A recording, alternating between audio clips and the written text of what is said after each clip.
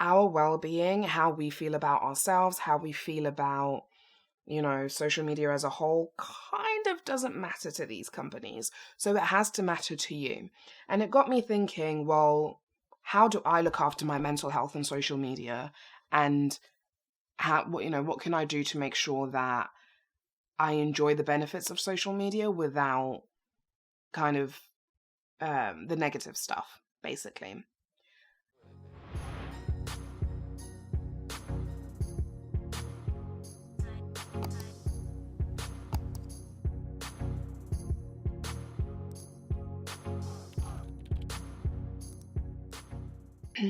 Hello and welcome to Maddie Talks, where we talk about all things mental health and self-improvement. Today I want to talk about social media. This came up because I watched The Social Dilemma on Netflix, and it's a documentary where they got people that work in the industry, so like engineers, directors, that kind of thing, to talk about the scary side of social media, like the ethical side. And a few takeaways that kind of got me thinking was, one, a lot of these people, in fact, I think all of them unanimously said they would not let their children use social media. Which kind of got me to thinking, if the people who built it, who know how it works, don't want their children using it, why the hell am I using it? Like, what do they know that I don't know? That's one. Second thing is, one of them said, if you get something for free, know that you are not the consumer, you are the product. And with social media, that is the case. We aren't the consumers. The consumers are actually advertising agencies or any company that wants to advertise something. And what social media is selling is our attention. So the way the algorithms are built, their main purpose is to get and maintain your attention so that they can show you as many ads as possible. That is the entire business model of social media. So with that in mind, our well-being, how we feel about ourselves, how we feel about, social media as a whole kind of doesn't matter to these companies. So it has to matter to you. And it got me thinking, well, how do I look after my mental health on social media? And what can I do to make sure that I enjoy the benefits of social media without kind of the negative stuff, basically. There's so many aspects of social media and mental health that I could cover, but would be here for hours if I did that. So I'm just going to focus on Instagram and body image today. So first of all, we've all heard Instagram is a fake place. We all know people edit images. We know all of that. That's not something that is new. It doesn't stop us subconsciously, seeing these images, seeing ourselves and going, I don't look like that, or I don't get that level of attention. And that can mess with you. That can mess with your mental health for sure. And I think recently, or not so recently, I think in like the last couple of years, because we've basically uncovered that everything on Instagram is fake, people, especially influencers, are now showing behind the scenes, or I'm imperfect too. You know the pictures that I mean, where it's like, they'll post and be like, oh, I'm imperfect. Look at my little stretch marks. Or they'll post reels showing you like, this is how I edit my pictures. And you'll think, okay, cool, so we're showing the real. And you'll compare yourself to what you think is real, but it's still not real, because even when they post those imperfect pictures, they've still taken 100 pictures and picked the best one out of those to post. They've still, posed in a way that, yes, they're showing their insecurity or their flaw or whatever, but in an attractive way. And you're comparing your real self to that.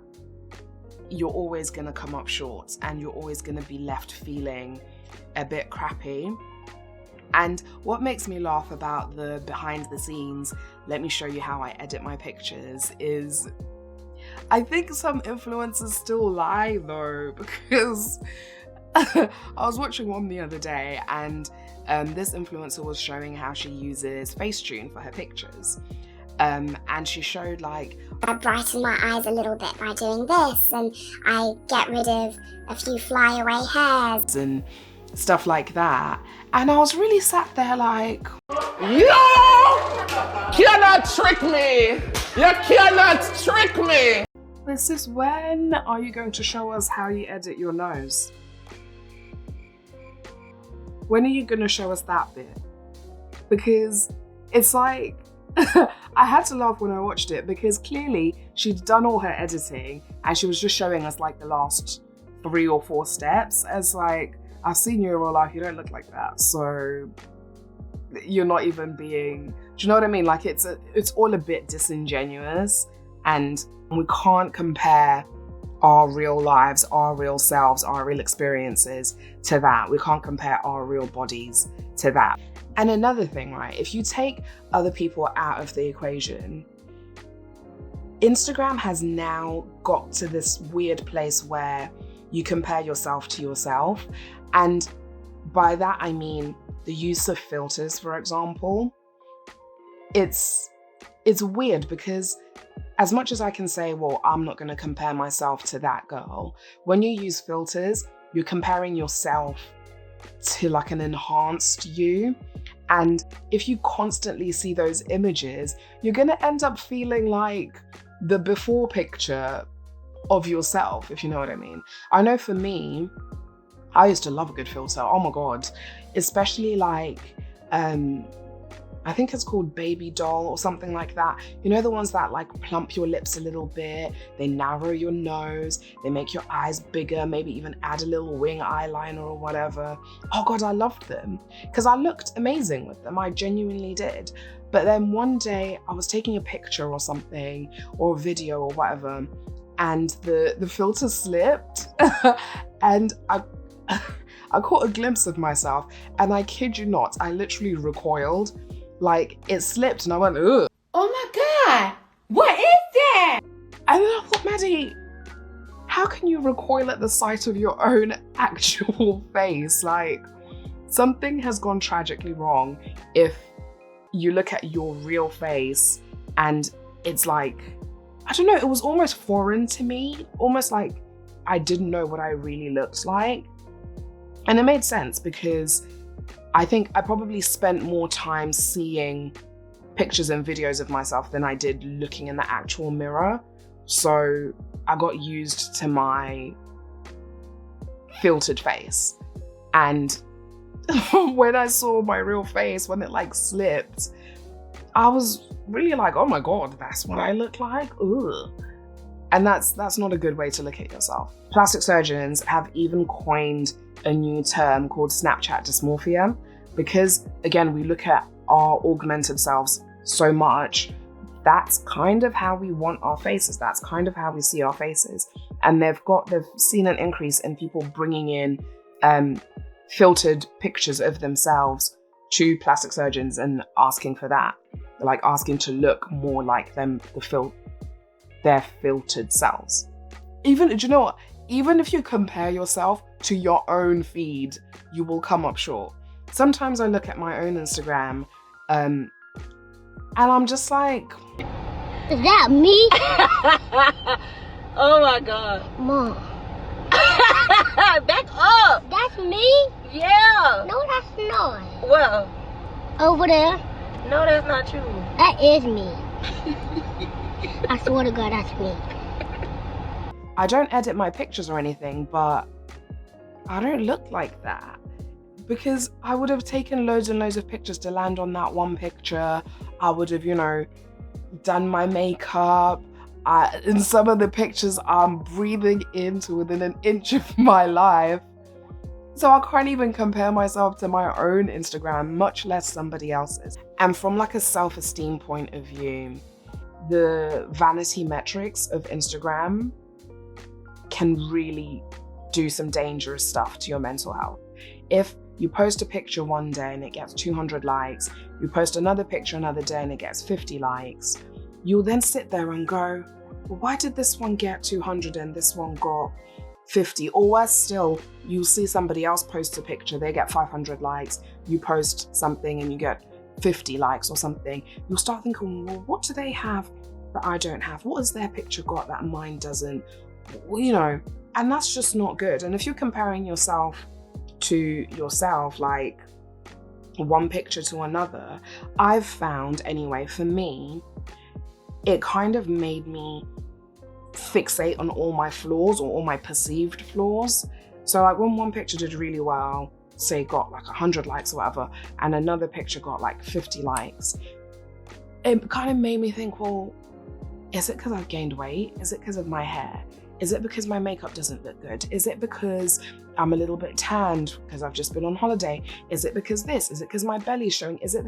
And it's like, without consciously doing it, I had named every single thing that I thought was wrong with me, wrong with the way that I looked, wrong with my body, from head to toe, like literally everything. And that's not good for you. Like, it left me feeling really crappy because I'd just focused on all the negative things about myself based on vanity metrics, which mean literally nothing. Because if you think about it, sometimes I see really beautiful pictures and I forget to like them. Or sometimes as I'm scrolling, I'm just liking everything, barely paying attention. And yet those are the metrics that in that moment I used to kind of determine how good I thought I looked or how good I felt about myself. Like when your sense of self is so external and comes from external validation, like how many likes did I get? How many DMs did I get? How many reshares or whatever did I get? It's fickle, and you are at the mercy of other people, and that's a dangerous place to be, because one day you could be feeling great and the next day that can all be taken away from you and you have zero control. And that's how I felt, because sometimes if I got a few compliments, if the picture was really banging, you couldn't even talk to me. I felt like the baddest bitch out there. Like, I'm so amazing I can't see straight. But on the flip side, if I didn't get the number of likes that I thought I deserved or wanted for that picture, if I didn't get, the validation that I was looking for, it made me question myself so much, to the point where I don't know, I just felt so ugly and just so down on myself based on something so ridiculous. And I realized I had a problem. So I've had my little rant about why I think social media is a terrible place and how it's horrible for all of us. But let's talk about how to use it responsibly. Because at the end of the day, social media is still a fantastic thing. It's a great place to, look at people's creativity, get ideas about stuff. There's loads of information. It's a fantastic thing, but how can we best use it to serve us and to not leave us feeling crappy about the way we look? The first thing is stop using filters. I said what I said. Stop using filters, because you don't look like that. And if all you're seeing is that image of yourself that you don't look like, it is not good for you. Take pictures of your real face with all the texture, with all the whatever. Take pictures of your real face, get to know your real face, get to love your real face, get to appreciate your real face. And another thing that my friend brought up, and I never really thought about it, is in 30 years' time, when we're showing our grandkids pictures of ourselves in our 20s, 30s, whatever, and we look nothing like we did because all we ever did was take filtered pictures, we're gonna look ridiculous. And I know it's not the original Snapchat filters with like the dog face and the flower crowns and stuff. But even these ones where they mildly change your face, that's still not you, and that's what you're going to be showing your grandkids. So I implore you to stop using filters. And I feel like a happy medium that I've found is I don't use any of the face altering filters. I just use Paris. So if you take a picture and then you swipe through the pre-programmed filters, Paris will smooth your skin out a little bit, and that's about it. It's not It's not a new and improved version of me. It's just me with a little less texture, you know? So that's a happy medium for me, but I really, really, really encourage you to at least take a break from filters and look at your own face, love your own face. Another thing, and an obvious thing, is just spend less time on social media. Like I said, personally, I'm never gonna fully come off social media. It's too late for me. I'm too far gone. I love it too much.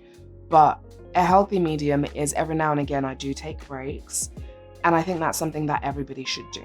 It gives you a chance to look at your life, look at your real life, and just recalibrate and just get to be with yourself and get to be in your real surroundings and take all of that in before you jump back into the social media world. It's really good because when I take breaks, that's when I really look at myself, not in videos, not in pictures, just like in the mirror. And I can go, do you know what, Maddie? You look great. Or Maddie, I don't like how this looks, let's fix it.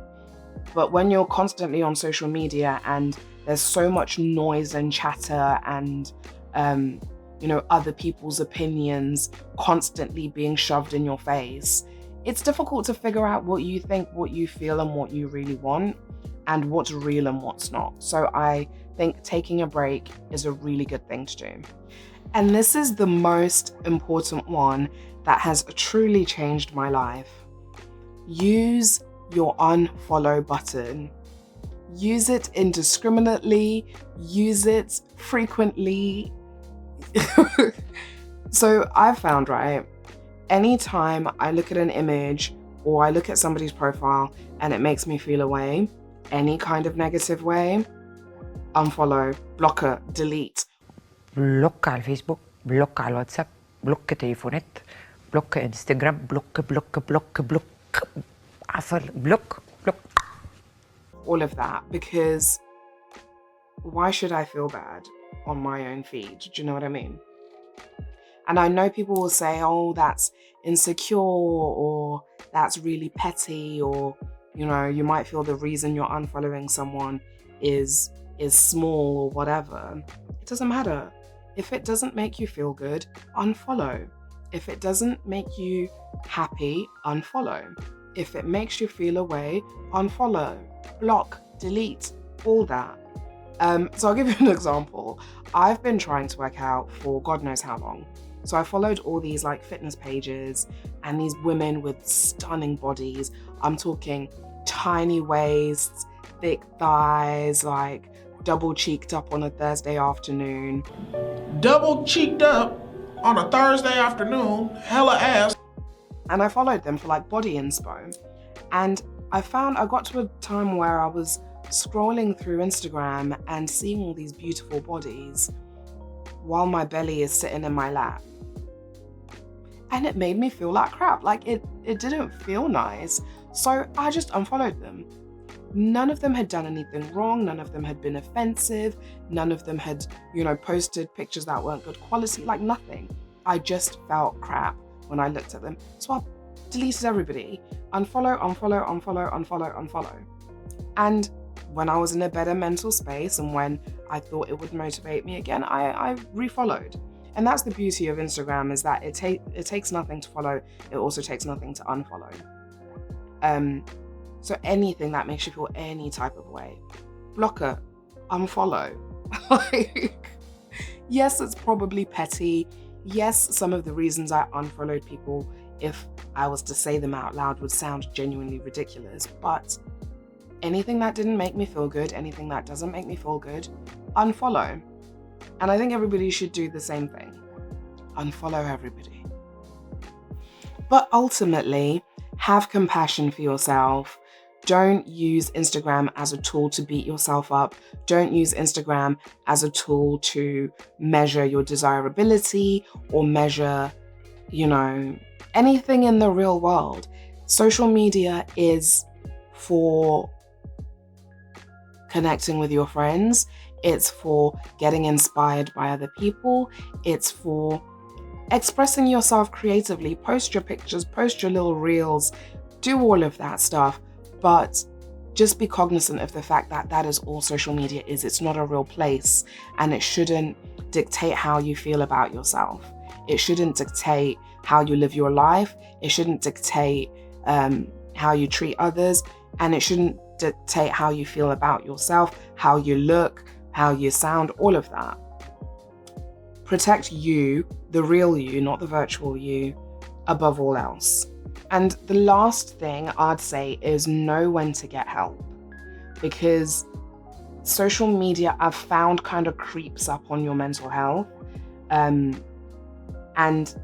it's not like one day you just wake up and have body dysmorphia, or like one day you wake up and just hate the way you look. It's a lot slower than that, and you just need to know when to get help. So a lot of people end up getting anxiety over posting pictures and stuff and the way they look. Some people get depressed, and there's a lot of body dysmorphia as well, hence the phrase Snapchat dysmorphia that can come up with the use of social media. So if you feel like using it is having an adverse effect on your mental health, if you find that you are uncharacteristically anxious, or you feel really bad about yourself, you feel really bad about the way that you look, your self-esteem is taking a nosedive, seek help. And that can be in the form of talking to your family, talking to friends, and even go to your GP to talk about it if it's anxiety, depression, or body dysmorphia. Seek help. So that is how I keep my mental health safe while using and enjoying the beautiful thing that is social media, especially Instagram. If there's anything that I've missed that helps you look after your mental health online, leave it in the comments below and we can talk about it. And yeah, that's pretty much it. Make sure you like, comment, subscribe, turn the bell notification on, share the video with your mum, your sister, your auntie, your niece, your second cousin, whatever. I really, really appreciate it. I'm Maddie. This has been Maddie Talks, and I will see you in the next video.